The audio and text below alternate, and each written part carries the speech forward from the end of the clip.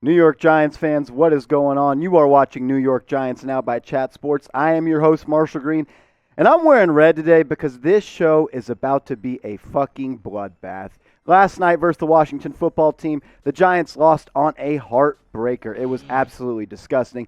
30-29, Washington kicked the game-winning field goal as time expired on try number 2 because Dexter Lawrence, the big hog molly, jumped off sides, which nullified a missed field goal by the Washington football team, which would have gave this New York Giants team their first win of the season.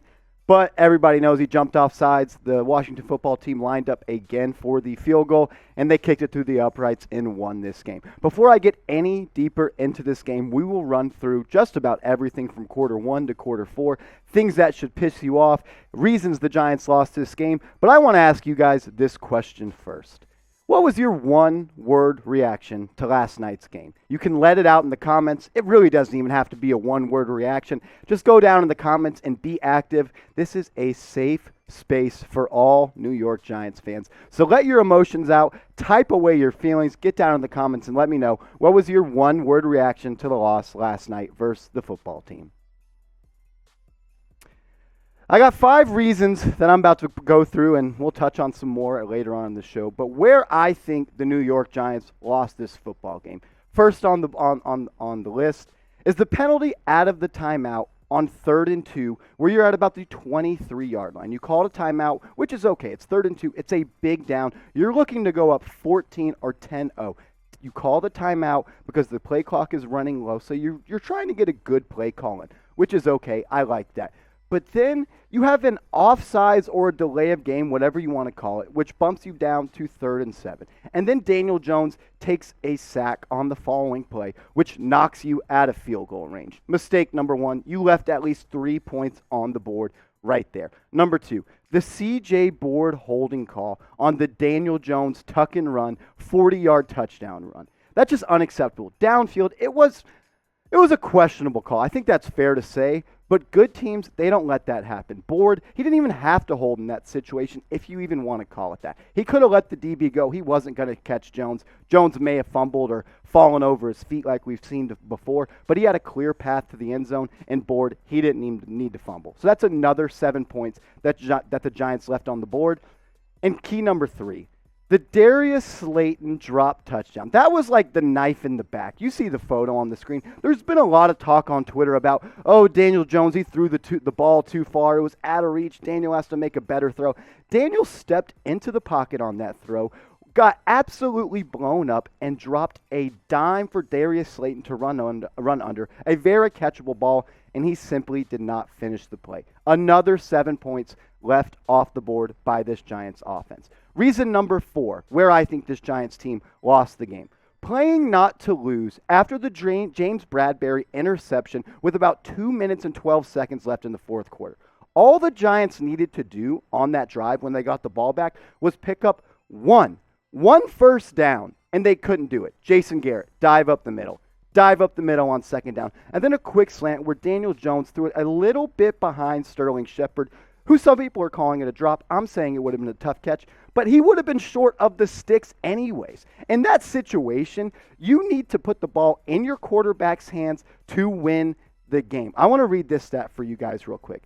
When the Giants were on 1st and 10 situations, they had 8 rushing attempts, and they had 1 yard total on those 8 rushing attempts. When the Giants passed on 1st down, which was 19 times, they totaled 123 yards and averaged 6.47 yards per play.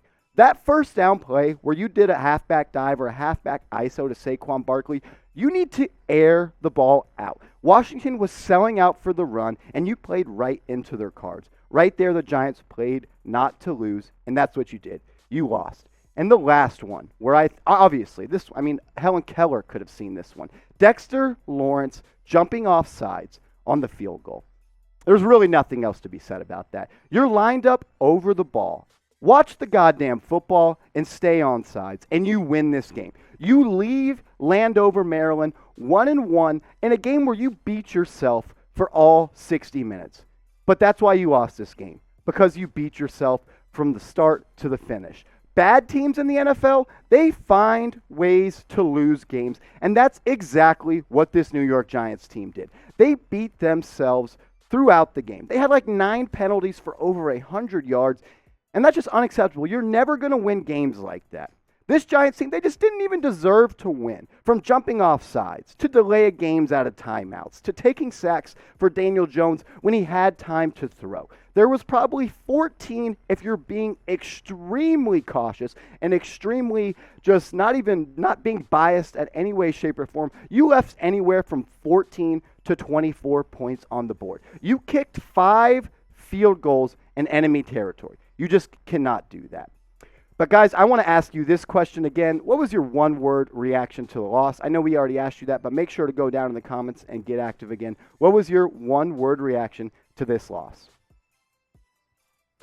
30-29, an absolute bloodbath. There were some things that I was extremely upset about when it comes to this Giants team, but something that I'm really upset about, and it's starting to grind my gears, is Joe Judge. I'm not out on him. I like Joe Judge. I like his mentality. I like everything he brings. But for a guy that wants to act like this buttoned-up, hard-nosed, Bill Belichickian disciple, your team is sloppy, and they beat themselves over and over again. And I want to pull up this quote from his introductory press conference when he was hired as the New York Giants coach. He said this: "I want this team to reflect this area. I want the people that pay their hard-earned money and the neighbors of New York, North Jersey, South Jersey to come to our games and know that the players on the field will play with the same attitude they wake up with every morning. That is blue collar. It's hard work. It's in your face. We're not going to back down from anybody. We're going to come to work every day and grind it out the way they do their jobs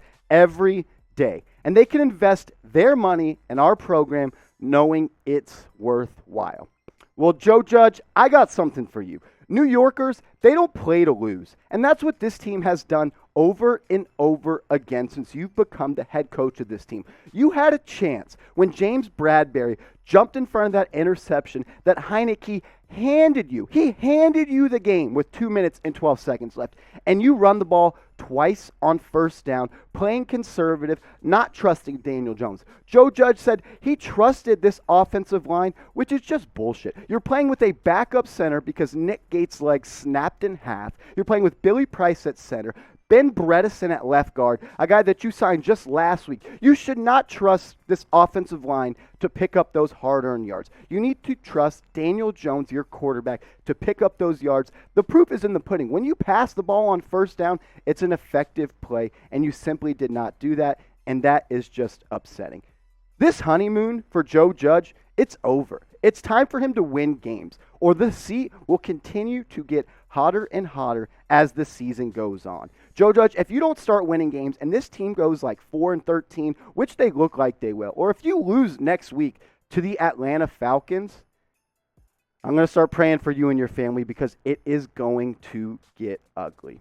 But guys, if you want to stay up to date on absolutely everything surrounding the New York Giants, like game recaps like this, where we're just ranting and letting you guys in the comments be active, and game previews like we will have for the game coming up this week against the Atlanta Falcons, make sure you subscribe. The link is right below me, youtube.com/NYGiantsTV. We're trying to crank out content almost every single day, and the way things work around here in the Chat Sports Studios is the more subscribers you have, the more videos you get to do. So if you want even more New York Giants content on New York Giants Now by Chat Sports than ever before, make sure you go down and hit that big red button. After a loss like that, and I don't really believe in moral victories, there were some things that I was happy about. And the number one thing is Daniel Jones. He played probably his best game in the NFL. I know he's had games where he's thrown for 5 touchdowns and no interceptions, and 4 touchdowns and no interceptions. But last night, he lived up to the hype of being a first-round quarterback. Daniel Jones did everything in his power to win this game, and the defense, Joe Judge and Patrick Graham, let him down. He went 22 for 32, 250 yards through the air, a passing touchdown, and he rushed for 95 yards, a team leader, and he had a rushing touchdowns. Jones was absolutely great. But one thing that I want to, give some credit where credit is due, Jason Garrett was much better than he was in week 1. If you told me that the Giants were going to score 29 points in last night's game, I would bet and probably put a lot on it that they were going to win, but they didn't. I do think there is some room for improvement for Jason Garrett, though. There were still too many plays where the Giants tried running the ball with some misdirection pitches where they lost yards on first down. Throw the ball on first down. The proof's in the pudding. Every time you do it, you are successful. Next thing I want to talk about is Kenny Golladay. Kind of a lackluster performance for Kenny. Only 3 receptions for 38 yards. He caught the ball on the first drive of the game on second down, kind of that skinny post bang 8 route where I thought finally this Giants offense is going to force feed Kenny Golladay, but then he didn't have another catch until the second half. And then the whole thing where he's yelling at Daniel Jones on the sideline after he dropped what I would call 2 balls and maybe even 3 if you're an extremely harsh critic. And he's yelling at Daniel Jones. Now there are some reports coming out that he wasn't yelling at Daniel Jones and he was yelling before Jones even got in his vicinity. But the video shows that he's looking at Jones and yelling at him and saying some pretty nasty things, which is upsetting because Golladay, you didn't play your best game and Daniel Jones did. He did enough for you guys to win and you did not. Sterling Shepard continues to be the best player on this Giants team. Another game with almost 100 yards. Last week he did have 100 yards, 113 yards on 7 catches. Last night, 9 catches, 94 yards. I will say it again. If Sterling Shepard can play all 17 games this season, he is a lock to have over 100 grabs. This guy is an absolute beast, and you can tell that he is pissed off that the Giants selected a slot receiver in the first round of the 2021 NFL Draft. And some news that absolutely broke every New York Giants fan's heart was Nick Gates going down, which looked like his leg snapped in half. It's extremely sad because Nick Gates, he's just a warrior, man. He was the starting center in week 1, moves to left guard so Billy Price can come in and make this O-line a stronger unit than it was. He was elected a team captain. So for him to watch him get hurt and see his season thrown out the window, it's extremely sad. So guys, show some love to Nick Gates and like this video, and let's hope for a speedy recovery. With Nick Gates out for what it looks like to be the rest of the season, this is going to be your Giants' starting offensive line as the season goes on.